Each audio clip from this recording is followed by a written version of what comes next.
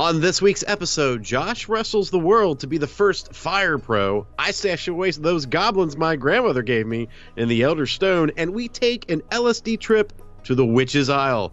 All of this and more on Indie Game Riot.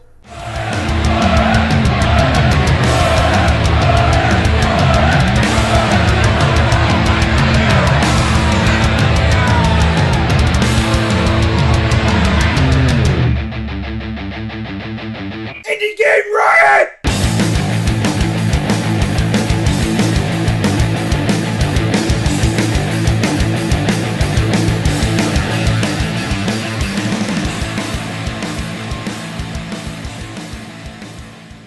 Hey everybody, I am Josh, once again joined by the Eric Hunter with the M in the middle. And we're here to talk about indie games, as always. But first, not indie games, because we're going to talk about ourselves. How has your week been, Eric? It's been good. I've been playing indie games. Yeah, what indie games? Your favorite indie game. My favorite indie games? Yeah. What kind of indie games? Like what? I was gifted the gift of all gifts, of the gift of Undertale. Oh, I've been playing Undertale.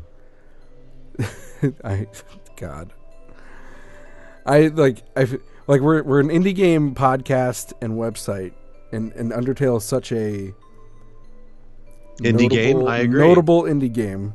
Yes, it's the most notable of notable indie games as of recent time. And yet, I don't know anyone on our team that likes that game particularly. So I've only got a couple hours in, but it's only like a. Yeah, right. I plan on completing it. All right. It was a gift from a dear friend of mine. So, and the game means a lot to her, so she wants me to kind of have that kind of same experience. I will say, emotionally speaking, I can see how it connects with a lot of people. I will give them that. I will give them that. There is a sect of people in society that this game will touch deeply, without a doubt, just from the very get go. I am blown away by the writing. And how well the game has been created to a point where... So I did what everybody did, I'm coming to understand, which is I made a mistake within the first 20 minutes of the game, where I did something I was like, fuck, I probably shouldn't have done that. Did you kill a motherfucker? I did. Mm-hmm. Which is fine. It's fine to kill people. Exactly. It's okay. But this game is designed so that you can have a pacifist run, which... Right. Or genocide. Isn't a common thing in video games nowadays. And that's, so I was like, the cool thing about it, yeah. Exactly. And I was like, you know what? Yeah, I shouldn't have killed this person. I felt like I should have because I was like, things are kind of weird and shit's crazy, blah, blah, blah. So I was like, you know what? Screw it. I'm just going to start a brand new game. Mm-hmm. Start over. And I contacted my friend. I was like, hey, I think I made a mistake, but I'm going to start over. And she was like, you know what? Play the game however you want to play it. It doesn't matter. You're going to have a great experience and enjoy it, blah, blah, blah. I was like, all right. I was like, I kind of want to play it this way. So I play the game. So I deleted my save and started over. Mm-hmm. And I'm playing it. I'm going through the intro again. I'm like, spamming it, just trying to get through all the text boxes and stuff. And there's a character that states, like, something happens. Like, you run into a character, and the character's supposed to say something to you, and then you turn to them, and then they say something else. But that didn't happen this time. What happened is that he comes up behind me. Obviously, I knew he was going to do that because I had already seen this part of the game. But my character immediately just turned around, and he commented on the fact that he didn't say anything, that I immediately knew that I had to turn around. So at first I was like, oh, fuck. Okay, maybe it's nothing. So I just kind of, casually moseyed on. And then I ran into another character who was like, oh, I see what you did. I see that you killed so-and-so and that you don't want to tell them that you killed them. So that's why you deleted the game and started over. Oh, I didn't know that was a thing. Are you fucking kidding me? It pulled the Metal Gear thing on you. Yeah, so exactly. Yes, the Metal Gear thing. So like I sent a message to my friend who gave me the game. And I was like, all right, man, I don't know what's going on, but like, I think this game like hacked me or something. And I'm like, it knows that like I started over. And her response was, welcome to Undertale. And I was like, The fuck does that mean? I will give credit where credit's due. Undertale, I give a lot of shit to Undertale just because I don't personally enjoy the game as a game. But that is probably going to be the issue I have with it, is that it's not a game. This is a narrative-driven story. This is a Telltale game. It's still a game, because we've had that discussion many times on the show before too. But it's not the kind of game that entertains me particularly. And I'm into like walking sims and stuff. Sure. But it's just there's a lot. It's too tedious for me, this particular game. But I will give credit. First of all, the fact that Toby Fox made it completely himself is impressive. Yep. I'm not a big fan of the art style, but whatever. I'm okay with it. Maybe that's just me. I like it. I'm okay with it because it's consistent. It's just consistently kind of shitty, and it kind of dives into that shitty, and the dialogue and the text is really what pushes forward past that. So I'm okay with the graphic because there is that finer detail underneath. Does that make sense? Yeah, and like I said, I give credit where credit's due. It deserves a lot of praise for a lot of things it does right. It's just that as a game, I'm not into it. But it has, like you said, a really great narrative. The music is actually pretty good. And just the emotional connection that I appreciate from a lot of different games, especially in the indie scene, is really good too. But I'm not like, people are like super fans of the game, and I just like, wow. Yeah. No. Well, so I'm the worst person for a game like this because bug in my tea. Go ahead. I mean, protein, bro. Just go for it, motherfucker.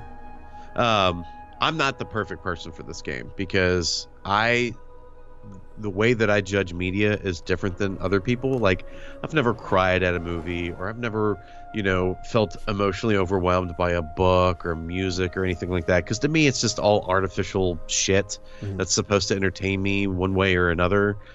And as long as it gets me through that hour and a half or that 3-minute cycle, like, I'm perfectly fine with it. So, what's that? I've cried in movies. Yeah. I've cried in, ever since I've had kids. I've cried in commercials. Come on. See, that's messed up. Like, I just don't, because to me, it's artificially created in a lab, and it means nothing to anybody. And if you were emotionally tying yourself to this piece of media that is created solely for its sole purpose to generate revenue, I've got nothing for you. Like, I can't do that. Is it solely for that though? I mean, yes, absolutely. There are movies that, like games, are meant to, get to you emotionally. Sure. And I will concede that commercials obviously are for revenue because they're commercials. Right. But it's not about the word. It's not for me, for the individual watching it. Like, I forget, it was like a Hallmark card commercial, which I don't give a fuck about Hallmark cards. Really? I think it was that. But anyway, I don't give a fuck about Hallmark cards. They get thrown away like they're a waste of money, in my opinion. Sure. And I still don't buy them even after watching this fucking commercial. But it's the point that, like, I don't know, just because, like, it reminds me of, I've seen commercials where, like, with babies, and they grow up really fast, and I have kids now, and I'm like, oh shit, they are growing up really fast, and then I'm like, oh no, it's called time. And that's what gets. It's not the commercial itself. It's like reminding something in the back of my head that I'm trying to suppress. You know what I mean? So apparently, I'm just a cold-hearted son of a bitch then, because you are dead all of inside. that. So when I'm playing Undertale, and certain things happen, or certain characters, or there's certain, like, there's a motherly character at the very beginning of this game that kind of walks you through and holds your hand and that kind of thing. Right. And there's a section of the game where she's explaining something to you, and the next animation is her taking her hand and kind of tussling the hair of your character. And I was like, oh, okay, that's very...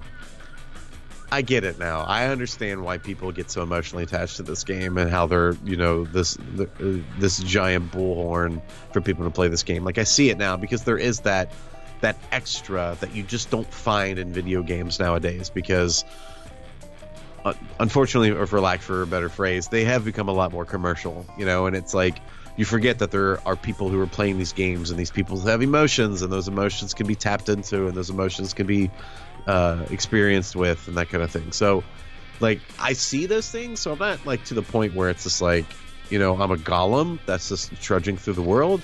I understand what emotion is when it comes to this stuff, and I understand human emotions. Right, you know, like I get it. I think you are the thing, Eric. It's not doing anything for me. So like I have a feeling I'm going to be more after I finish this game, I feel like I'm going to think that I probably should have just watched a walkthrough, because the time that I've dedicated to play it could have been done better use somewhere else. Even though I'm enjoying my time, I still think I would have the same enjoyment just watching somebody play it. Holly says, the great majority of indie games lose money, obviously. Undertale is a huge exception, and most indie movies, indie musicians, etc. don't make a dime either, so lots of art is certainly not made for money. You prick. Okay, sure. Why not? But there is also those developers and those musicians and those, those film producers out there who are constantly trying to make their products so that they finally get an Undertale, which would then reap all of that money back. So, I want money. Well, I mean, like, even from Indie Game Riot's perspective, and we are first and foremost supporters of indie games. We do of course, this to support but indie this games. Shit costs money. And I need to live.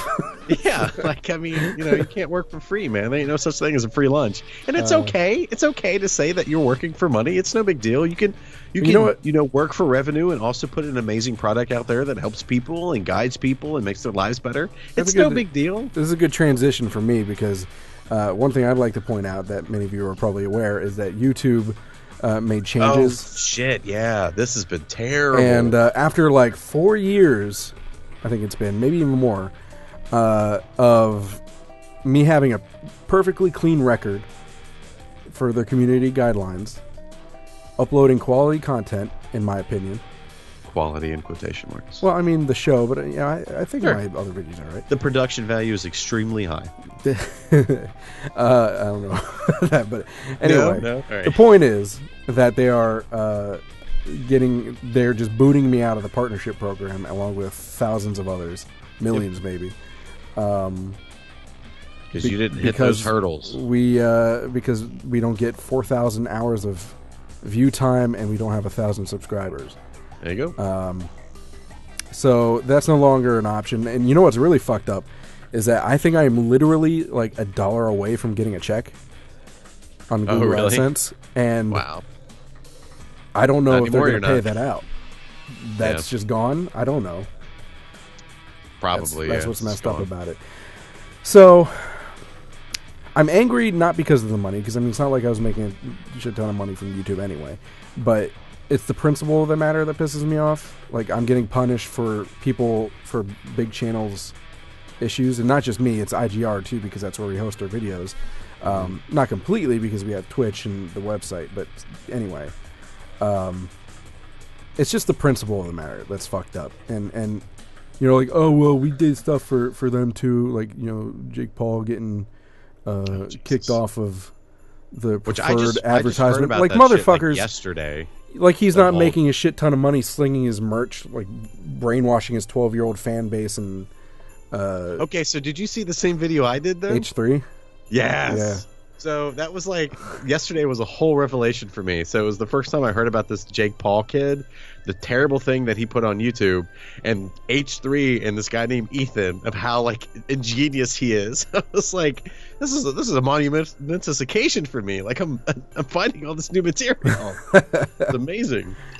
But yeah, it's anyway, it's just that's what's upsetting, and I would go to Twitch exclusively, except but Twitch that has even turned into a porn site, basically. Well, I mean, so far it's not so bad, but it always has time to turn into YouTube. But anyway, the problem is with that, I can't embed videos from Twitch, and I need to do that on the website. Yeah. You can actually embed videos through the website, but that costs a lot of money, because that means bandwidth is being used from the website instead of from YouTube or wherever it's being hosted at. So, yep, I still have to use YouTube.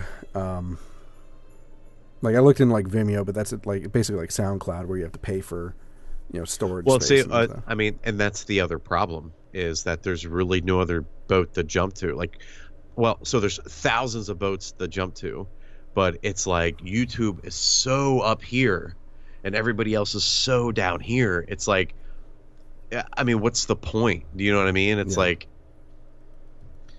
So anyway, that was actually news today. Outside of that, nothing really interesting. So, you know what? You know what?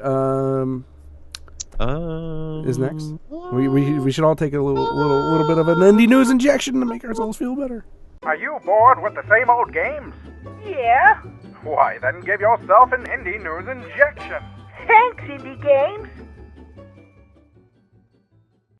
This week on Indie News Injection, we've got a little news for... that's right, the one we're doing first. Rimworld. Rimworld 1.0. Is it coming out? Well... who's to say? According to... I never know how to pronounce his name. Is it... Tynan Sylvester, I guess? Yeah. Tynan. Who is the main developer of the game, Rimworld. And he's saying that the next big update they're going to release is going to be 1.0. How long has it been? It's been a long time. Although I will say that, outside of like balancing issues, which is pretty normal for early access, but it's a solid, polished game even through early access. Like, I mean, I would have been happy. I've been happy with it for I forget how long I've had it. At least a year now. Say it's okay, maybe longer. I fucking love the game, and it's only getting better every time they update it. So I'm not 100% sure if they're going to continue to update it past 1.0. I would assume so. But if they do, I'm not sure for how long. But anyway, I think they're basically really just refining it, but they are making some like UI adjustments and stuff like that. They're going to add a new power generator, which is a water mill for those of you who play the game, which is pretty exciting because energy is something that you need pretty early on to heat and or cool yourself down. And sometimes, depending on where you're at, can be hard to come by, depending on how you start, because you need a lot of steel and components for that. Yeah, because the randomization's like out of this world in this game. Yes, and let's see, they're working on certain like quests or requests, I guess, that you have throughout the game from other factions or whatever. They're gonna balance caravanning because it's actually pretty hard to travel outside of your little colony. At least maybe I'm doing it wrong. It's very possible, but I found it very hard. They're going to balance that more. And they're also improving mod loading substantially, they say. Those are like the major things, but they have like a full post on Reddit explaining everything that they're doing for this next big update.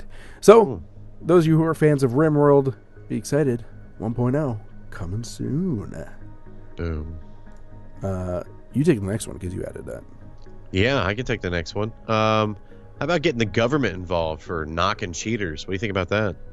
I kinda, maybe, depends. Man, I don't know. It's weird. So Tencent, who is the kind of like the main, I don't want to say developer, but like backer, I guess, when it comes to PUBG over in China, is actually teaming up with the Chinese police to track down cheaters and hackers who are playing PlayerUnknown's Battlegrounds at the moment. I want to say this has got to be, not could be wrong, but I think this is the first time that a developer or just game in general has teamed up with a legal government system to track down cheaters for their game. I feel like there was it PUBG or was it another game? I can't remember. I know Epic was looking at punishing pretty hard, but someone was going to sue some hackers for cheating. Okay.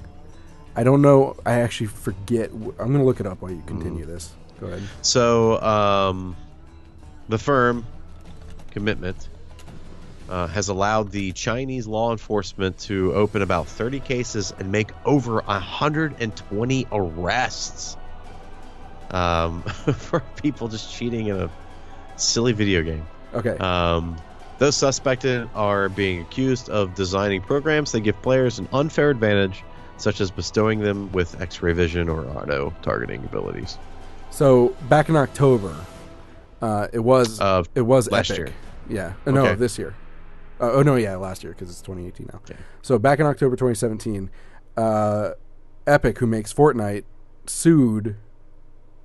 Did actually sue a couple of people who were cheating. Specifically bots like aim bots and stuff like that. Which I mean, in a way, So it's a free world. Do whatever you want to do, but well, I mean, when you look at it, a little bit ridiculous. it's a little overkill. But when you look at it, legally speaking, they are kind of hurting their business model because who wants to play a game where people are cheating, right? Right, which is why I haven't touched PUBG with a 10-foot pole, because I knew exactly what was going to happen with it. So, I mean, and that's one thing that kind of took me away from Battlefield, for instance. Yep. And who wants to play those games? And if people want to play the games, then there's no money to be had for those companies. So legally speaking, I can see why that you would want to do that. But at the same time, is it that big of an impact? I mean, unless it's like out of control. But in PUBG's I think the problem is like, especially with a different article I was reading, the thought process was, okay, so you're playing PUBG and you find the person who wins, gets that chicken dinner, and then you go back and you look at their replays and it's like, oh, they cheated. Mm-hmm. That's how they got number one.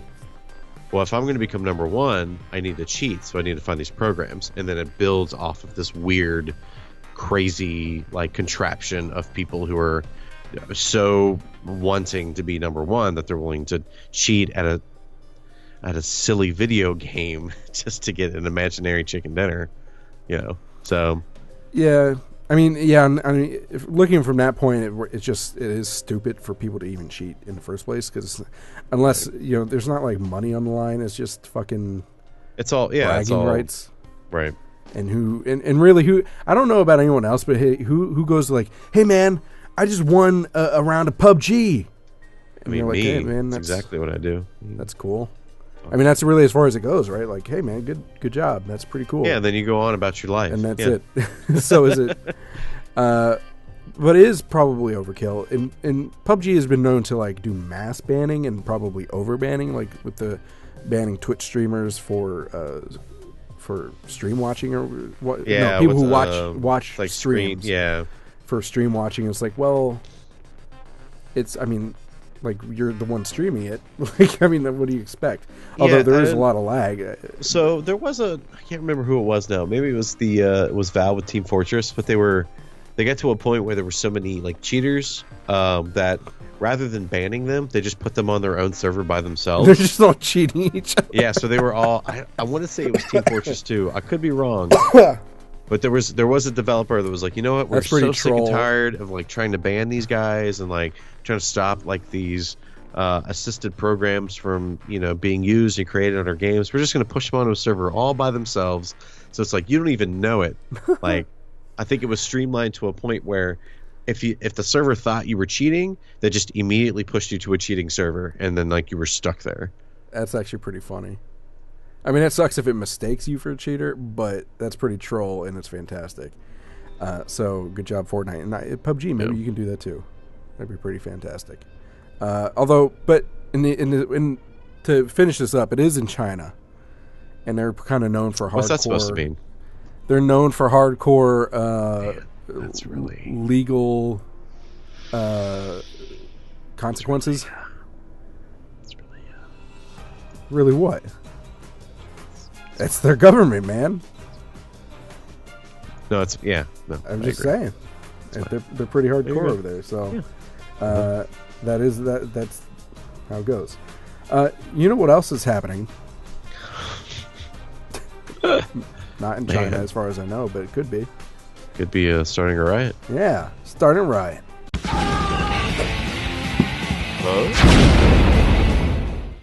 This week on Starting the Riot, we are going to start a riot in the ring with Fire Pro Wrestling World. by Spike Chunsoft. I think is how you pronounce it. So Fire Pro Wrestling World is a, would you say a reboot? Man, or like a reimagining? Spiritual successor. Anyway, it's something like that of Fire Pro Wrestling. It's it's not obviously not licensed, not like a WWE franchise or anything like that, but you get to have these cool custom wrestlers, and you can do all sorts of things like you would in pro wrestling with different kinds of matches, ladder matches, cage matches, tag teams as you're seeing here, or Royal Rumble type things. Yep. It's just super cool. It makes it's very arcadish. Yes. In the same way that like NBA Jam was fun. Yep. Or NFL Blitz, and this isn't as like ridiculous as those. It still has a lot of simulation aspects to it, but it definitely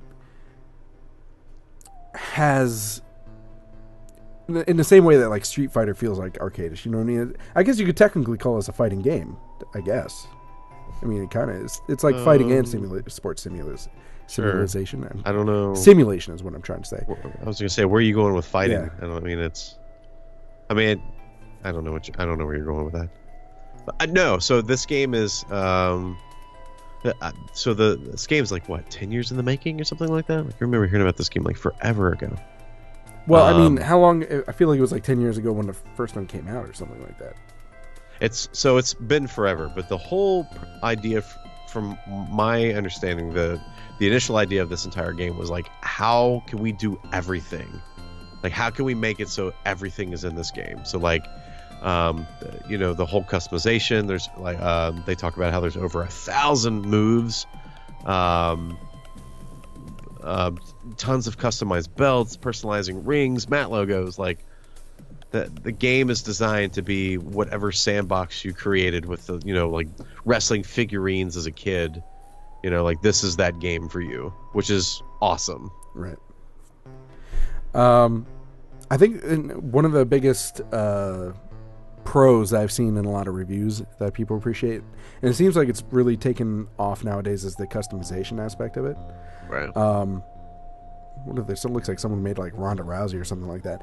And of course, new to this day and age, as opposed to when this the original game came out, is the Steam Workshop, and it's like full Steam Workshop. So you probably create your own characters, share them there. I would assume you can probably make some cool mods for the rings and different kinds of matches, rule sets, whatever, move sets. If you're that kind of creative person, who knows? Yep.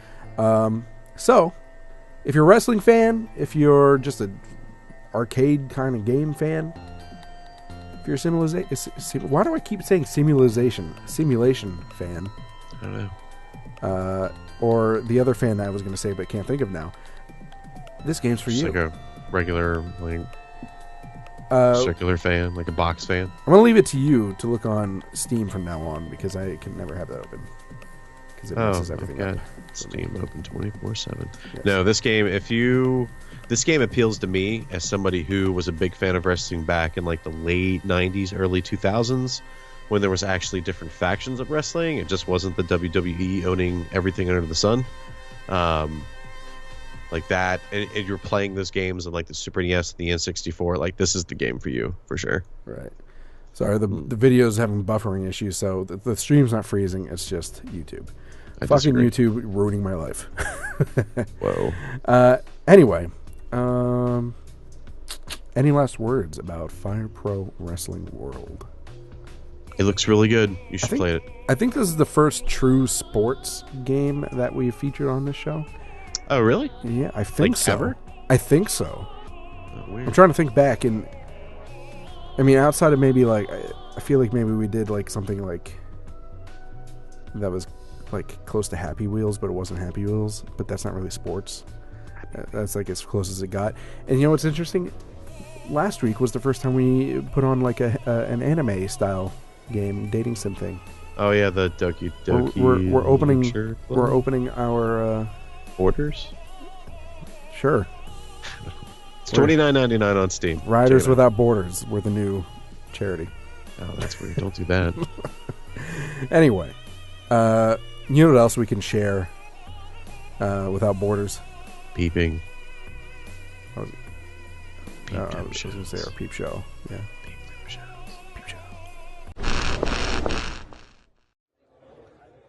Please give all your attention to Early Access.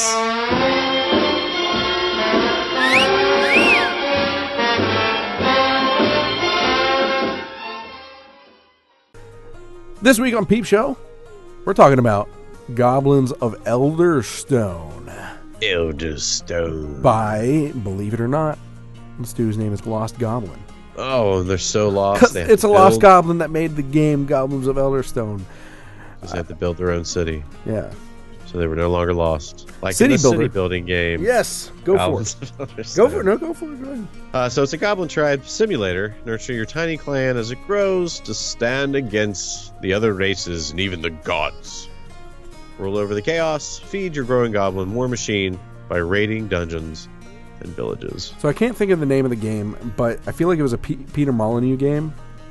Was it Goddess or Godus or whatever the hell it's called? Oh, that yeah. had the same kind of concept. Yeah, so Except the aesthetic in this game looks cooler. Yeah, so I'm digging the look. Like I really dig the look. It's kind of like that. But what about the look? Can you dig it? I'm digging it like a grave. I'm digging the look. It's kind of like I just that. want to peel its skin off and wear it, and then put it in the grave that I dug. Oh, and then just For get it. in front of a mirror naked and tuck my penis back. No, it Welcome to reminds Indie me of Game kind Riot. of That's the quote for next week, going down the right corner. penis tuckers. It reminds me of kind of like that play schoolhouse. The toys you get for your kids, because it's like, oh, here's a thing that typically has all these very small, like intricate pieces, but it's for a kid, so everything's giant and bright and easy to touch and grab. Like that's what it reminds me of, which is kind of refreshing nowadays because it feels like every game is either 8-bit like pixel graphics or trying to be so realistic it makes me want to puke. So it's nice to find like that kind of in between. So I'm not entirely sure if this is more like Dwarf Fortress, whereas like the Goblin citizens, I guess you could call them, are like automatically controlled with priorities, or if you actually have to give them, like you have to control them all. I would assume it's probably like Dwarf Fortress. I would say it's probably more like a Warcraft game. Like an old school Warcraft, Warcraft 2, but with like more RP or either more city building aspects, but like the RPG stuff is still the same. I do like these. You're seeing on the gameplay now some of these. I don't know if you would call them quests, but these things that kind of add variance to the game, where you can basically like choose quests. a fate of some sort. Sure. Appreciate that. So this game was originally kickstarted back in looks like July of 2017, or no, that can't be right. I don't know when it was kickstarted. It was a Kickstarter game, reached us back at 51 thou. How much they ask for? They 50. Well, it's $50,000, $51,000. Oh, so they just made it. Yeah, Cool. This So actually, the currently art style in reminds me a access. little bit of. I don't know if you ever played it, but Discourse was it what it was called? Maybe not as angular, but the colorful kind of like it is kind of angular in a way. But I don't think you're around, but we covered that like way early on in the show. Pretty good underrated game. But that's what this art style kind of reminds me of. So if that's the case, it's probably not everyone's a fan of it, because I know some people like straight up did not like the way Discourse looked. But maybe it works in this genre better. Maybe that's the thing. But anyway, I know you like city builders. apparently In certain ways. Well, you like the more control, the better. So, like, keep saying that. well, that's what you said. You said that. Last week we talked about They Are Billions, which was a city builder, but I was playing through it, and then I started rethinking about it. I'm like, I don't know if you would like this game, because there's some random shit that happens that would just totally fuck you over. It is a very hard game because of that. But So this I game, actually played what was it, Stellaris or Stellaris? Stellaris, yeah. Okay. That game, because that was the game. Well, that's a you recommended 4X me play. game, not a city build, but yes, okay. God, dude, that game. It's just the love the tutorial's like 3 hours long, Okay. and I still have no idea how to play it. There is a heavy learning curve. I will tell you that. I think I told you that. Like, you did, but it reminds me. So, like, I've been playing. I can give you some balls. tips at some point. So, no, it's one of those games that I need somebody to, like, sit down with me and show me how to play it. I can do it. Can't. Actually, I think you can play multiplayer. Okay, so I've been playing Crusader Kings 2 with a friend of mine. Right. And by playing with, basically, it's just him and I on Skype. And I'm like, okay, here's what's happening. What do I do? And he's like, oh, do this, do this, do this. And I'm like, what does any of this mean anymore? Like, this. It's You can share so screens on arbitrary. Skype. Huh? You can share screens on Skype. I can help you out with Stellaris. And by no means am I an expert, but I'm in a campaign that has lasted for a pretty long while, and there is an end game to it. But anyway, Goblins of Elderstone. City builder, which I think you would like. It probably not as micromanagey as like something like Stellaris again isn't a city builder, but it's not as micromanagey as that, which And this game looks fun. yeah. I mean, that's what it's about, right? You ever notice though, the more can you think the more colorful a game, the more simplistic it seems to be. Not necessarily dumbed down, but just like more simple gameplay. You just mean like on the surface? Yeah. I It get just that, seems like it's that. very inviting. Yeah. It's like, oh, this doesn't look intimidating at all. Whereas in like a game, like, yeah. well, like, I mean, Jesus, pretty much anything nowadays. Can you think of a colorful game that actually turned out to be pretty hard to learn? Plants vs Zombies. Was that hard to learn? Man, I can't beat wrap my that head game. around it. Like when you get into like the later levels, Yeah. I can't do it. I can't keep up. I whipped Game's it hard that. shit. Some hard Whatever. poop right there. Some hard poopy. I don't know if that counts. I think you just suck. So that is also an issue. I'm a terrible game player. Like I'm just not. That's why I don't stream Depends a lot. on the genre for me. I get intimidated. Like I would stream certain games like Stellaris, but I'm afraid that I'm going to look like a complete fucking idiot. So with a game like this, God, you're gonna look like a plebe. Is that what you want? Is that what you want your kids to know you as a plebe? Come on, man. and they already think that. Who am I kidding? Let's be honest. Yeah. Well, you know what will make you not look like a plebe? Going mobile.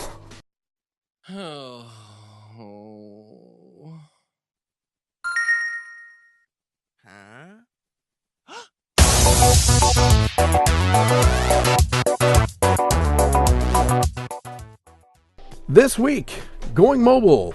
We're not going to show you our brand new overlay for Going Mobile that Prep made and put a lot of hard work into, because this particular game has horizontal gameplay footage and does not fit in that particular overlay. So we're using the old one. Not that you care, but I just thought I'd point that out, Prep, so he doesn't get mad. But anyway, we're talking about The Witch's Isle, which is not playing. There we go. The Witch's Isle by Coco Sola. Talking about a game with a interesting learning curve. First of all, I will say that The Witch's Isle, for a mobile game, has a really cool premise. It's not one of those games that's, at least as far as I played, that has that stupid time mechanic. Like, you can only do so much in a certain amount of time. God, do that voice more often. Do this voice more often. I'll do it for the rest of the show, okay? That's funny. I'll add that to my character reel. But anyway, it's like a full game experience that you can play right on your phone, and it's not the stupid. It's not like one of those like Farmville games. It's not. Yeah, the clickbait. It's not an idle clicker. It's not any, that sort of stuff. It's like a legit game. Really nice pixel graphics too. Right on your phone. You can also play on an iPad, and I believe it's also on Steam, if I'm not mistaken. But I'm not sure how much it actually costs on Steam. But it is free, at least the version I got, on Android. So anyway, The Witch's Isle. It's $2.99. You're on an island controlled by a witch, and the witch basically curses you, the character, because I forget exactly what it's been like a month since I played it. We finally got around to this. I believe like a kid goes missing, and she curses you and tasks you to find out what happened to this kid. And if you don't, then you die. And as you're playing through the game, you have to figure it out. It's like a mystery, and you have to figure it out by talking through these very subtle clues, by talking to various denizens of the island. Going around finding context clues and environmental clues and things like that. And you can actually, the cool mechanic to this game is that you can actually follow around other people other than the character. You can't control them, but you can follow them around with the camera. And when you're not near them, they'll like maybe talk to each other, and you can find out clues that way, which is pretty cool to me. So like they live real lives. Right. Man, that's fun. I don't know if it's like random or anything like that necessarily, but it's they are doing stuff outside of your character's view, which I really like. That. And it seems like a pretty cool narrative and kind of dark in a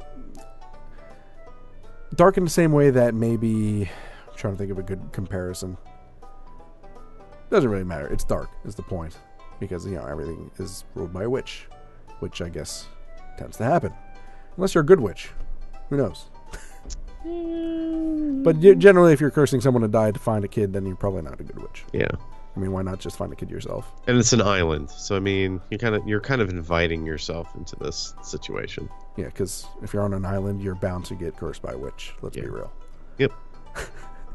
Everybody saw that movie. So, you have any thoughts on Witch's Isle? Looks cool. I'm trying not to. I don't want to spoil anything from the narrative either. So. Yeah, this actually looks like something I would actually play. So please don't. You should play it. It's free. Get on your iPad. Well, I don't know if it's free for iOS because sometimes that's not the case. But I don't know. I can find out. Get on your iPad, man.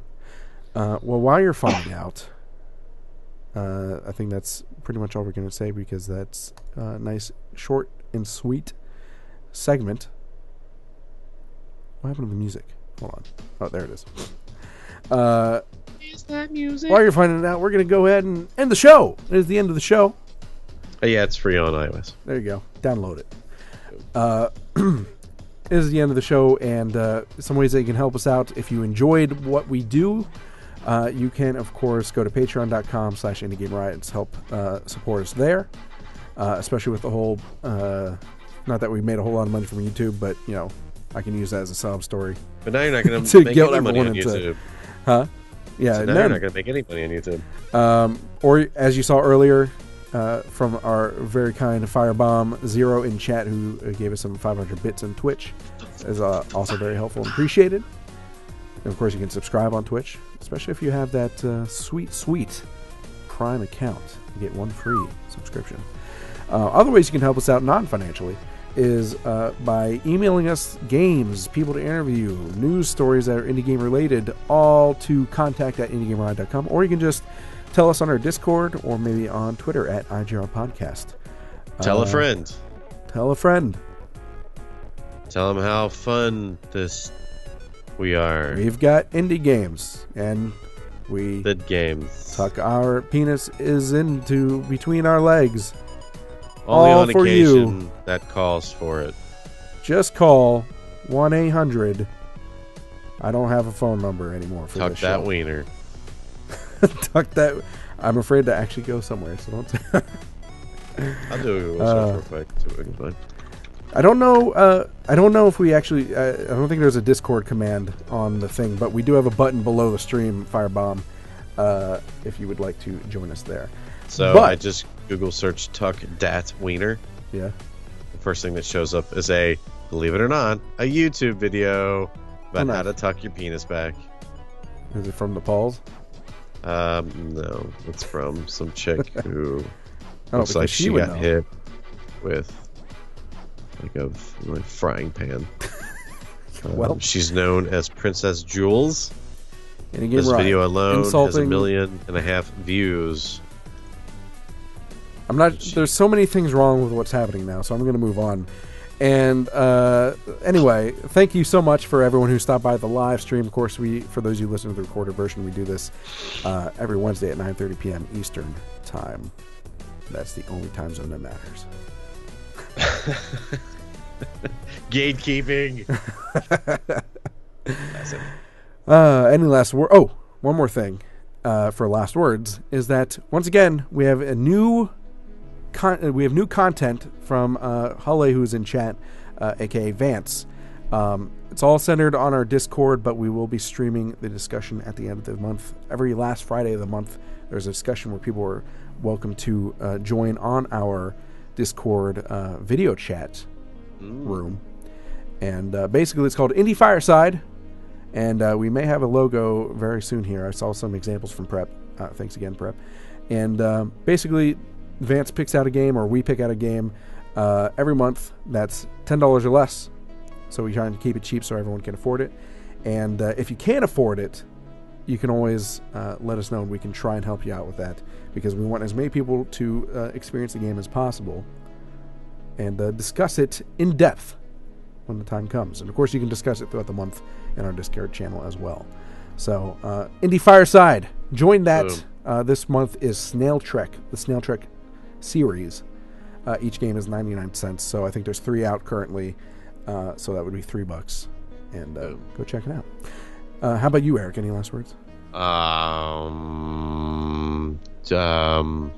Nope. Play some games. Yeah. Say Whether goodbye. you like them or not, play them. Say goodbyes. Goodbye. Toodles!